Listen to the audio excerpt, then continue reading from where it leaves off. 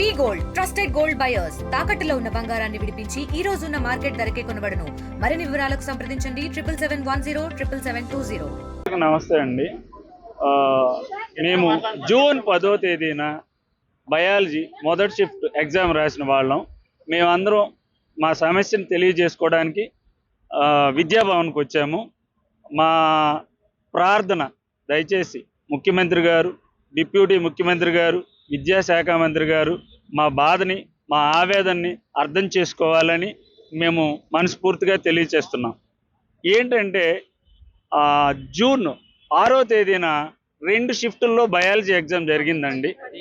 10వ తేదీన రెండు షిఫ్టుల ఎగ్జామ్ జరిగిందండి. ఆ 2 షిఫ్టుల్లో నార్మలైజేషన్ చేసినప్పుడు మొదటి షిఫ్ట్ వాళ్ళ పేపర్ టఫ్గా వచ్చిందని చాలా అనుభవజ్ఞులు, కోచింగ్ సెంటర్ల వాళ్ళు చాలామంది చెప్పారు. అలానే కాకుండా సాయంత్రం సెషన్ చాలా ఈజీగా వచ్చిందని చెప్పారు. అయితే మార్నింగ్ సెషన్ వాళ్ళు 80% రాశారు. మిగతా రిమైనింగ్ 20% వాళ్ళు ఆఫ్టర్నూన్ సెషన్ రాశారు. వాళ్లతో పాటుగా బయాలజీ, ఉర్దూ, కన్నడ, ఒరియా, తమిళ్ ఆ మీడియంల వాళ్ళు కూడా రాశారు. అయితే ఈ నార్మలైజేషన్ ప్రాసెస్లో వాళ్ళకి ఉర్దూ, కన్నడ, తమిళ్ వాళ్ళకి చాలా తక్కువ మార్కులకే ఉద్యోగం వస్తుంది. ఎందుకంటే వాళ్ళు తెలుగు వాళ్ళు అయ్యుండి ఆ మీడియం నేర్చుకొని ఉద్యోగం సంపాదించేవాళ్ళు.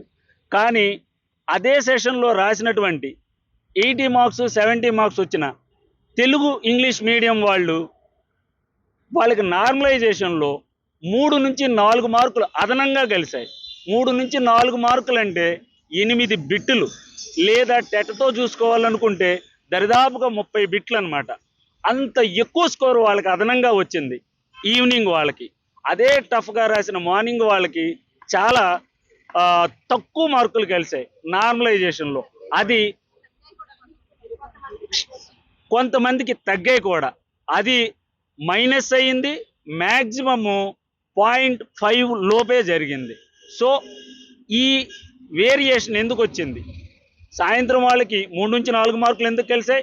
మార్నింగ్ వాళ్ళకి 0.5 లోపే ఎందుకు కలిసాయి? అందులోనూ మైనస్ ఎందుకు జరిగింది అని మేము కనుక్కోవడానికి ఉదయం 9 గంటల నుంచి, నేనైతే మార్నింగ్ 5 o'clock విజయవాడ స్టేషన్ దిగి ఇక్కడికి వచ్చేసి ఉన్నానండి.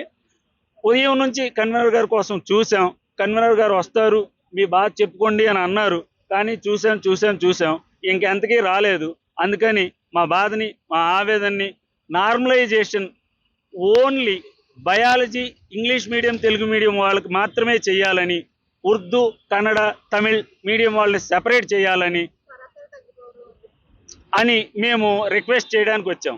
వాళ్ళ వలన ఏం జరిగింది అంటే, బయాలజీ వాళ్ళకి 70 మార్కులు వచ్చిన వాళ్ళకి వాళ్ళతో సరాసరి చేయడం వలన ఎక్కువ మార్కులు కలిసి వాళ్ళు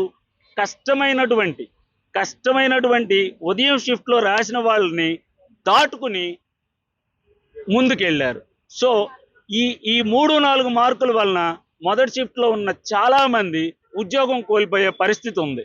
ఆ పరిస్థితిని మేము 7 సంవత్సరాల నుంచి కష్టపడి చదివి డిఎస్సి కోసమే ఫ్యామిలీల్ని, పిల్లల్ని దూరం చేసుకొని కోచింగ్లు తీసుకొని ఈ ఉద్యోగం కోసమే అప్పులు చేసి ఎంతో ఆవేదనతో మేము వచ్చి ఈ నార్మలైజేషన్ వల్ల మేము కోల్పోయిన దాన్ని తిరిగి పొందుకోవాలని కన్వీనర్ గారిని కలవడానికి వచ్చాం. వారిని కలవలేదు. వారి అటెండర్కి లెటర్ ఇచ్చాం. మేము రాష్ట్ర వ్యాప్తంగా 20,000 మంది ఉంటారండి మొత్తం రాష్ట్ర వ్యాప్తంగా. అయితే ఇప్పుడు మాత్రం ఒక రిప్రజెంటేటివ్గా జిల్లాకు వచ్చి ఒక 5 లెక్కన 13 జిల్లాలకు సంబంధించి ఒక్కొక్కరిని సెలెక్ట్ చేసుకొని మేమంతా ఒక 50 మందిగా దగ్గరగా వచ్చాం. ఇప్పటిదాకా కమిషనర్ గారి కోసం ఎదురు చూసి ఈ కొంతమంది లేడీస్, మా పిల్లలు బాధపడతారని, మా భర్తలని, పాపం వాళ్ళకి హౌస్ సమస్యలు ఎన్నో ఉంటాయి, వాళ్ళు ఉండలేక చాలామంది వెళ్ళిపోయారు. ఈ కొద్దిమందే ఉన్నారు. ఈ మీడియా తరపున పవన్ కళ్యాణ్ గారికి, లోకేష్ గారికి, తర్వాత ముఖ్యమంత్రి చంద్రబాబు నాయుడు గారికి మేము డిఎస్సి అభ్యర్థులము, జూన్ 10వ తారీఖున బయాలజీ రాసినటువంటి అభ్యర్థులము, మార్నింగ్ షిఫ్ట్లో రాసినటువంటి అభ్యర్థులము. మాకు అన్యాయం జరిగింది, నార్మలైజేషన్లో మాకు అన్యాయం జరిగింది. అందువల్ల మేము ఈరోజు ఇక్కడ పొద్దున్న నుంచి ఇక్కడే పడి ఉన్నాం. మేము నార్మలైజేషన్ వల్ల, ఈ నార్మలైజేషన్ చాలా అన్యాయంగా జరిగింది. అది ఎలా జరిగిందో మాకు తెలియట్లేదు. ఎందుకంటే మార్నింగ్ షిఫ్ట్లో 20,000 మంది రాసాం మేము. మార్నింగ్ షిఫ్ట్లో, ఆఫ్టర్నూన్ షిఫ్ట్లో ఓన్లీ 7,000 మంది రాశారు. మార్నింగ్ షిఫ్ట్లో రాసింది Telugu medium, English medium only.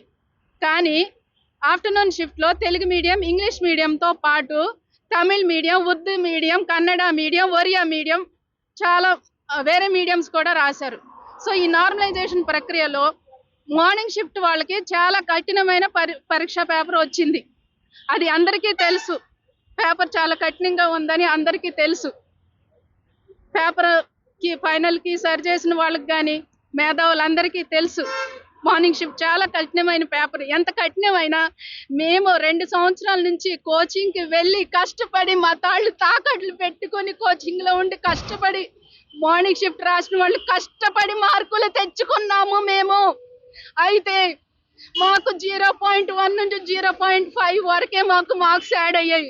కానీ ఆఫ్టర్నూన్ షిఫ్ట్లో 3 to 4 మార్క్స్ వాళ్ళు కష్టపడకుండా 3 to 4 మార్క్స్ ఎలా యాడ్ చేస్తారని విద్యాశాఖ మంత్రి గారిని, కన్వీనర్ గారిని, లోకేష్ గారిని, సీఎం, డిప్యూటీ సీఎం గారిని, వీళ్ళందరినీ మేము అడుగుతున్నాం. మీరందరూ మాకు సమాధానం చెప్పాలి. మేము కష్టపడి మార్కులు తెచ్చుకుంటే 13 జిల్లాల్లో మార్నింగ్ షిఫ్ట్లో రాసిన మేము కష్టపడి మార్కులు తెచ్చుకుంటే మా ఆఫ్టర్నూన్ షిఫ్ట్లో రాసిన వాళ్ళకి 3 to 4 మార్క్స్ యాడ్ చేయడం వల్ల మాకు 70+ వచ్చిన వాళ్ళకి మేము 73, 72, 75లో ఉన్న మాకు 0.1 to 0.5 మాత్రమే కలిసాయి. కానీ ఆఫ్టర్నూన్ షిఫ్ట్లో కలిసిన వాళ్ళకి 3 to 4 మార్క్స్ కలవడం వల్ల మాకన్నా 3-4 మార్క్స్ ముందు ఉన్నారు. వాళ్ళు అప్పలంగా ఈ నార్మలైజేషన్ వల్ల ఉత్తుపుణ్యానికే ఎందుకు వాళ్ళకి 8 బిట్లు కలిసేలాగా 3 to 4 మార్క్స్ యాడ్ చేయాలి? మేము కష్టపడి మార్కులు తెచ్చుకున్న వాళ్ళం మేము ఎందుకు ఉద్యోగాలు మేము కోల్పోవాలి అని ఈ మీడియా ద్వారా నేను అడుగుతున్నాను. తెలుగులో ఫాస్టెస్ట్ న్యూస్ యాప్ ఇప్పుడు కొత్త అవతారంలో 5 సెకండ్లోనే పూర్తి వార్తా సమాచారం మీ చేతిలో. సోషల్ మీడియా ట్రెండ్స్ మీ కళ్ళ ముందుకే live TV and voice search ఆప్షన్స్తో ఇప్పుడే డౌన్లోడ్ చేయండి. యాప్ లింక్ డిస్క్రిప్షన్లో ఉంది.